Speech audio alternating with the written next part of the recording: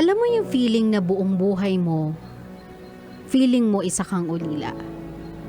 Ay, di pala feeling kasi totoo naman kung hindi lang dahil kay tita. Pero yung dala ko yung katotohanang ipinamigay ka ng tunay mong ama at ina.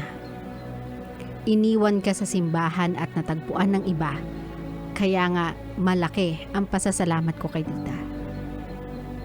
Ngayong may isip na ako, hinanap ko sila. Hindi para sumbatan, pero para magpasalamat sa kanila. Binuhay pa rin naman kasi nila ako at ibinigay sa estranghero na kinalala kong ina. Nung pinakinggan ko sila, naiintindihan ko naman, niligtas lang nila ako sa buhay na di kaya ng kapasidad nila. Ako si Bea, pinatawad ko ang aking tunay na magulang. At para sa akin, ito na ang aking happy ending.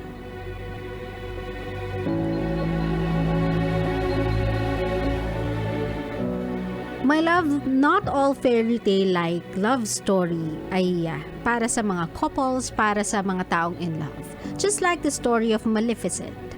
O diba? Parang pinapakita lang niya na love is so powerful that even when bad things happen to certain relationships, you can find love and forgiveness.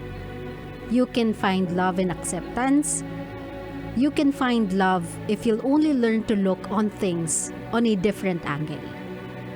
Kasi tayo, mga kabisyo, kapag nasasaktan tayo, kapag inuulan tayo ng problema, madalas nating namamagnify yung pain itself lang and the people who are causing it.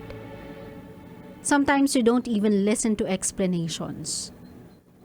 We just feel that feeling of anger, feeling of pain, yung inis, kumbaga, without even trying to listen and understand. I know that there are certain things in life na mahirap patawarin. And it takes a big person to accept and understand something as big as this, yung nangyari kay Bea. But if you'll only open your heart to understanding other people for their reasons, then maybe hindi ganyan kabigat yung mararamdaman mo. Maybe you can also find a happy ending, even in chaotic times. I have had my fair share of things like that. Yung hinayaan ko na lang yung galit ko na lamunin yung puso ko. Hindi ako nakinig sa explanation. Inend ko na lang yung relationship I've had with those people. I am not proud of that. It's something na sabihin na natin na ginawa ko ng walang pagsisisi. But I'm not proud of myself for doing that. But if I look at it on a different angle, maybe, just maybe, with what I've done, I gave them a better life. Na things are a lot better now because I stopped. So sa mga kabisyo natin na feeling nila yung mga tao na kinakat nila sa buhay nila doesn't deserve an explanation. Maybe they do. Maybe they do deserve a chance to explain themselves. It's all up to you.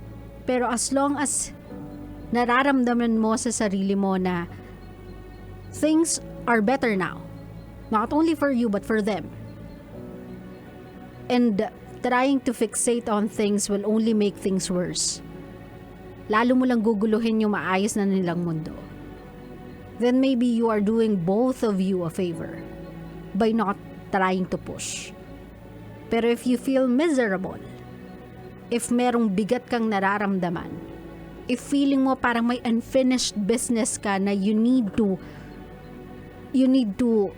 overcome, you need to go through before you feel better, and you have a chance to make others feel better as well, then maybe, my love, you can open yourself up to reasons to explanations in your own time, in your own pace. Kasi katulad ni Bea, minsan my love, yung letting go of all the pain, not harboring the pain inside of you, can pave a way for your happy ending. Sometimes instead of talking, maybe you can try to listen. Claro? Claro.